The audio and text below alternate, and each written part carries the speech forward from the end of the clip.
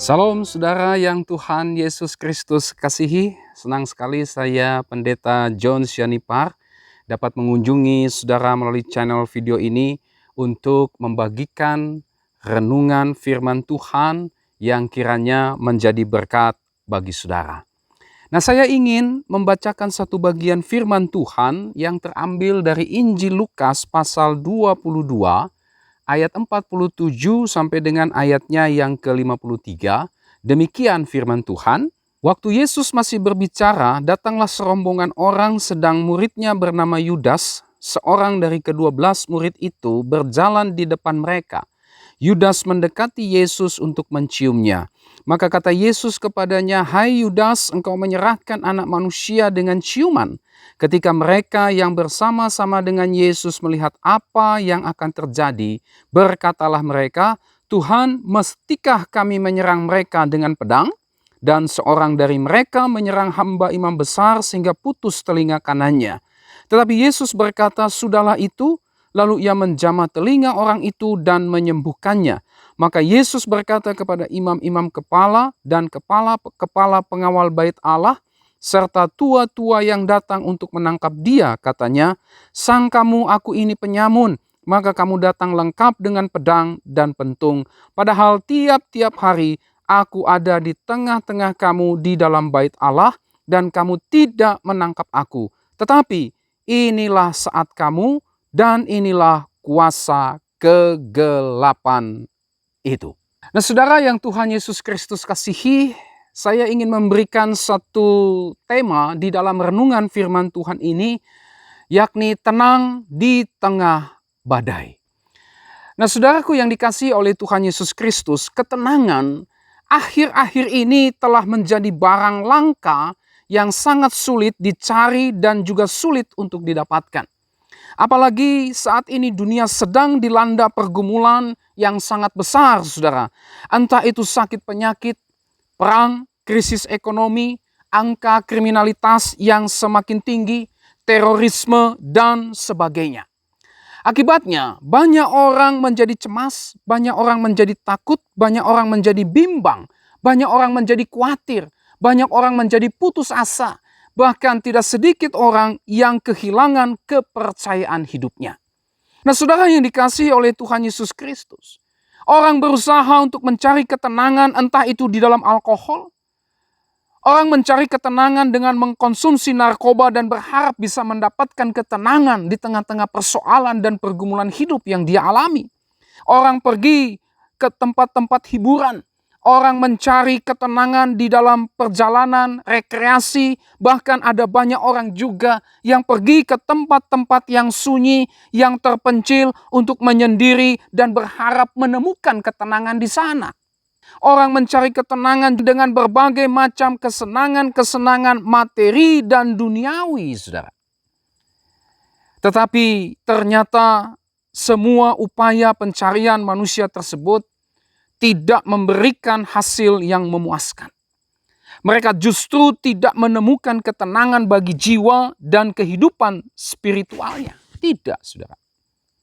Atau meskipun saja mereka mengklaim bahwa mereka menemukan ketenangan, tetapi rupanya ketenangan tersebut bersifat temporal.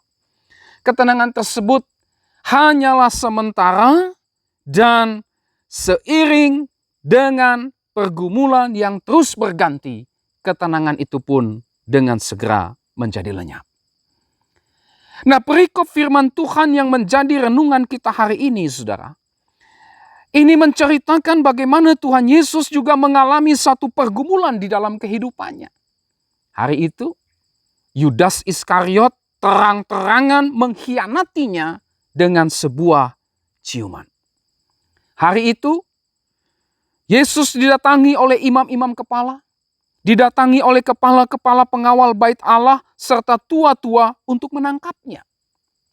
Hari itu, saudara, para muridnya melarikan diri, meninggalkan Yesus seorang diri. Matius pasal 26 ayat 56 dan Markus pasal 14 ayat 50. Hari itu adalah hari di mana orang-orang yang membenci Yesus mendapat kesempatan emas untuk membuat Yesus menderita sampai mati. Hari itu dicatat di dalam ayat 53 adalah hari di mana kegelapan berkuasa. Inilah situasi mencekam yang dialami Yesus. Inilah pergumulan penderitaan yang dialami oleh Yesus, saudara. Tetapi di tengah-tengah situasi yang mencekam tersebut, menarik sekali, Tuhan Yesus tetap tenang. Meskipun dia dikhianati oleh muridnya sendiri dan menyerahkan dia dengan ciuman, ayat 47 dan ayat 48. Meskipun kebaikannya dengan menyembuhkan telinga hamba dari seorang imam itu tidak dihargai, ya. Kebaikannya itu tidak berarti menghentikan rencana mereka untuk menangkap Yesus. Bahkan di dalam ayat 52, Yesus disangkakan yang jahat, atau dalam istilah sekarang, Yesus dikriminalisasi. Tetapi meskipun itu dialami oleh Yesus, kita melihat di sini Yesus tetap tenang. Yesus tidak terbakar oleh api kemarahan seperti yang dilakukan oleh para muridnya. Yesus tidak terprovokasi untuk melakukan tindakan yang salah.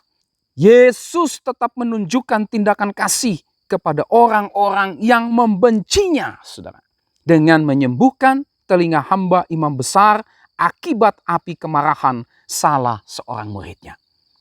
Yesus tetap tenang di tengah penderitaan yang ia harus alami.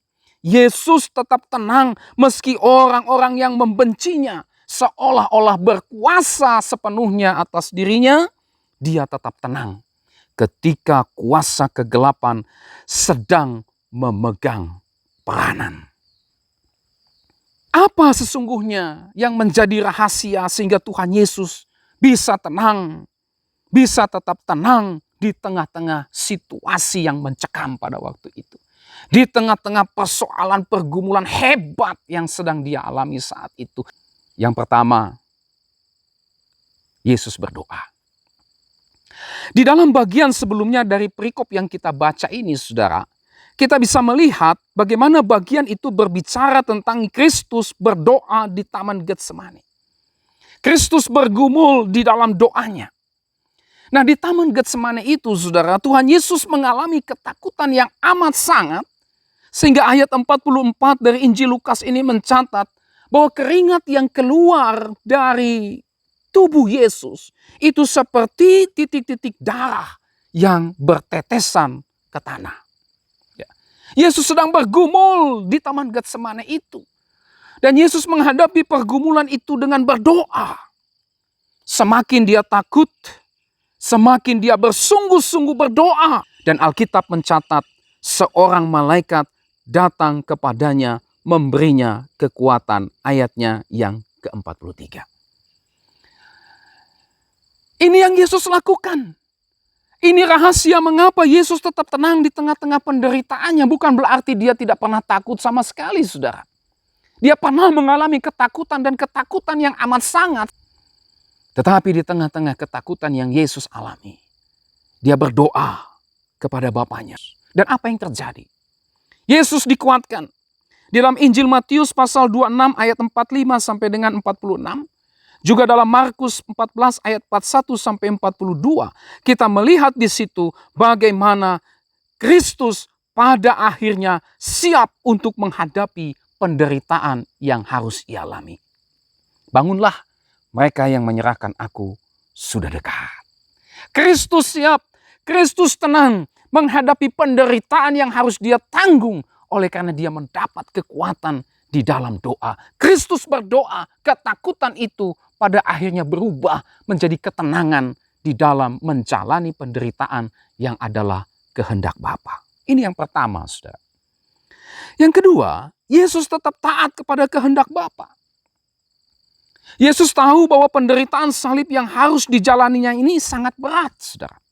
Tetapi Yesus tahu bahwa penderitaan berat yang harus dijalaninya itu adalah kehendak Allah.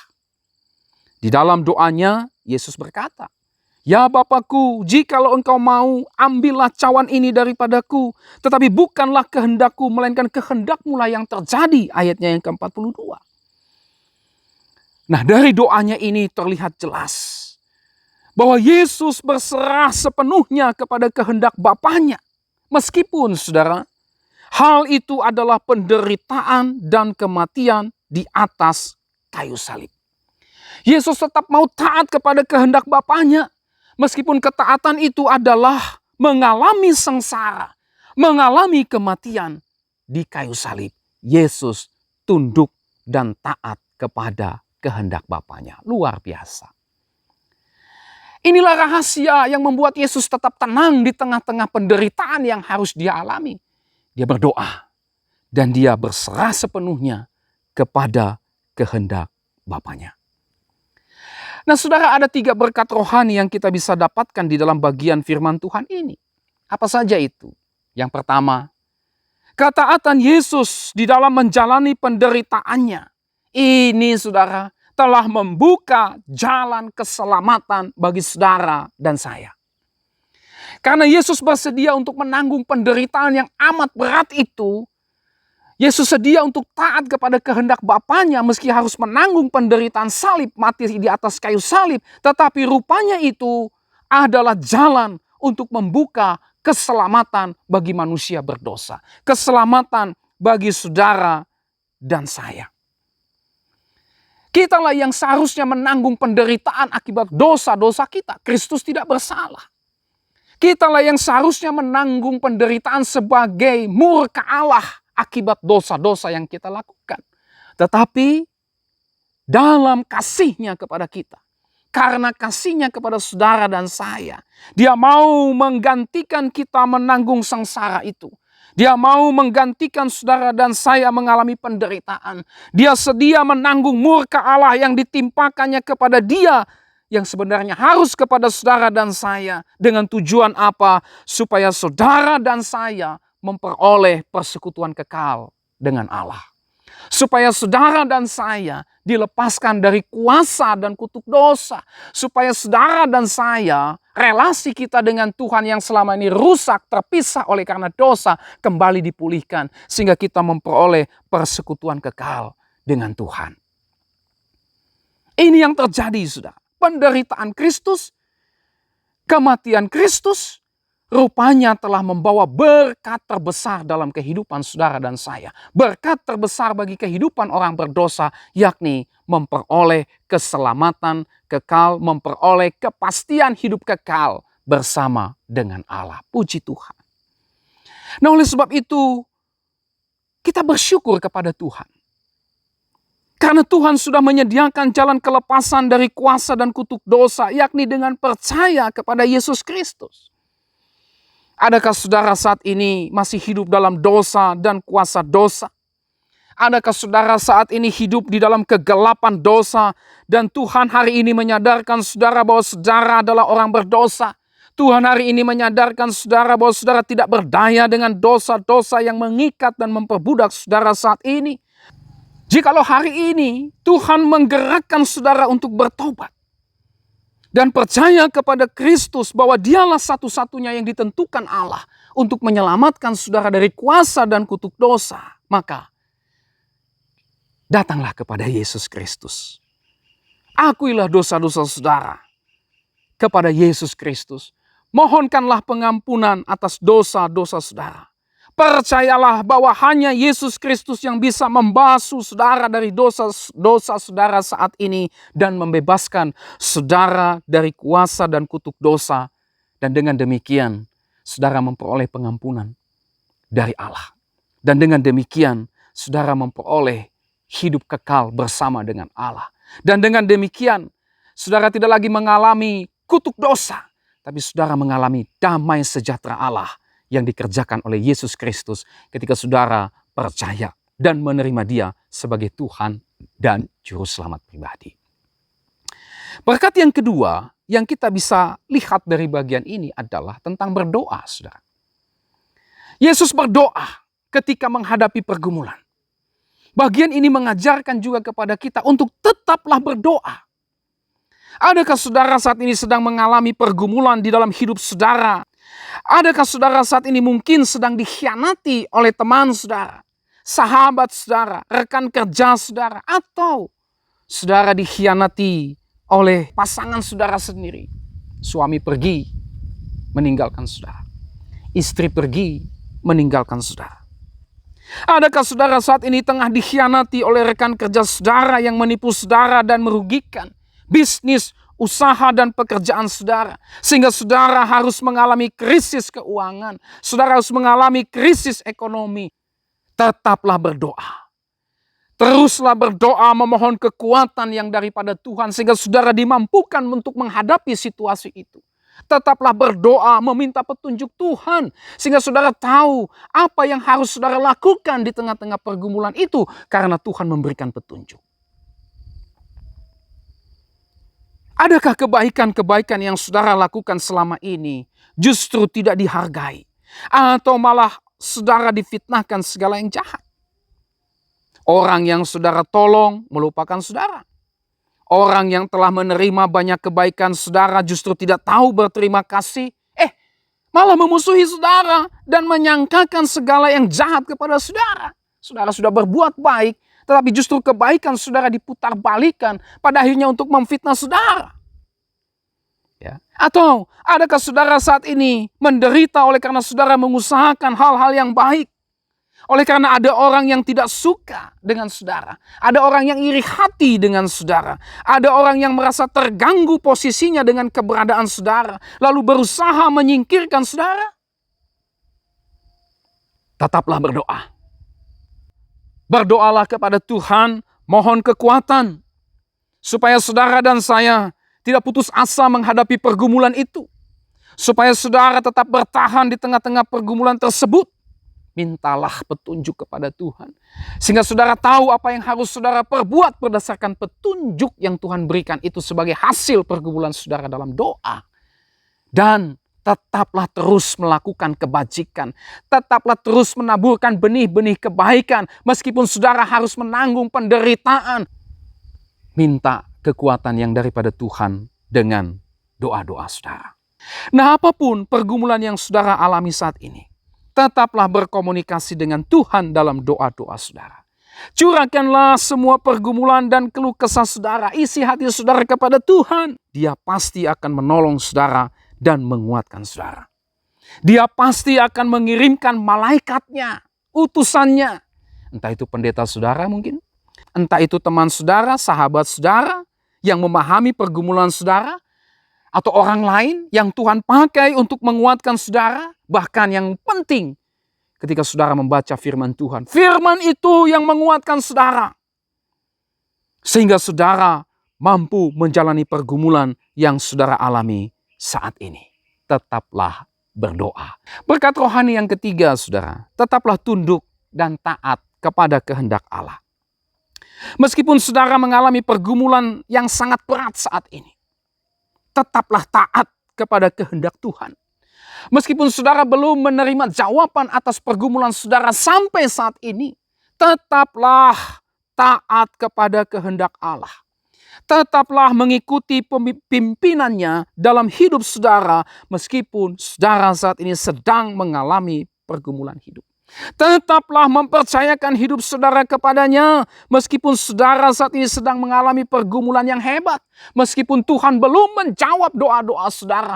Meskipun pergumulan itu tampaknya semakin berat, tetaplah mempercayakan hidup saudara kepadanya. Ingatlah janji firman Tuhan dalam 1 Korintus 10 ayat 13. Pencobaan-pencobaan yang kamu alami ialah pencobaan-pencobaan biasa yang tidak melebihi kekuatan manusia. Sebab Allah setia dan karena itu Ia tidak akan membiarkan kamu dicobai melampaui kekuatanmu. Pada waktu kamu dicobai, Ia akan memberikan kepadamu jalan keluar sehingga kamu dapat menanggungnya. Haleluya, puji Tuhan. Jadi ketika saudara sedang mengalami kesulitan pergumulan saat ini, saudara tidak sendiri. Ada Tuhan bersama dengan saudara. Firman-Nya menguatkan saudara. Firman-Nya menghiburkan saudara bahwa pencobaan yang saudara alami biasa. Tuhan mengizinkan persoalan tidak melebihi kekuatan saudara. Bahkan Allah setia. Dia tidak akan membiarkan saudara dicobai melampaui kekuatan saudara. Dan pada saat saudara dicobai, pada saat saudara mengalami pergumulan hidup, Dia memberikan kepada saudara jalan keluar sehingga saudara dapat menanggungnya. Puji Tuhan, haleluya. Apapun yang menjadi pergumulan saudara saat ini, biarlah 3 berkat rohani yang kita sudah dapatkan dari bagian firman Tuhan ini, yakni penderitaan Kristus telah membawa berkat terbesar, saudara dan saya diselamatkan. Oleh sebab itu percayalah kepada Yesus. Berkat yang kedua, tetaplah berdoa. Doa menjadi kekuatan saudara untuk bisa bertahan di tengah-tengah pergumulan hidup. Doa menjadi tempat kita bisa menerima petunjuk dari Allah, sehingga saudara dan saya bisa menjalani pergumulan itu di dalam kekuatan Allah. Dan yang ketiga, tetaplah tunduk taat kepada kehendak Allah. Tetap semangat saudara. Kristus yang mati dan bangkit itu akan menolong, akan membimbing, akan menguatkan, akan menghibur saudara dan saya di dalam kehidupan saudara, bahkan di tengah-tengah penderitaan dan pergumulan yang saudara alami saat ini, sehingga saudara dan saya tetap tenang di tengah badai. Tuhan Yesus memberkati saudara dan shalom.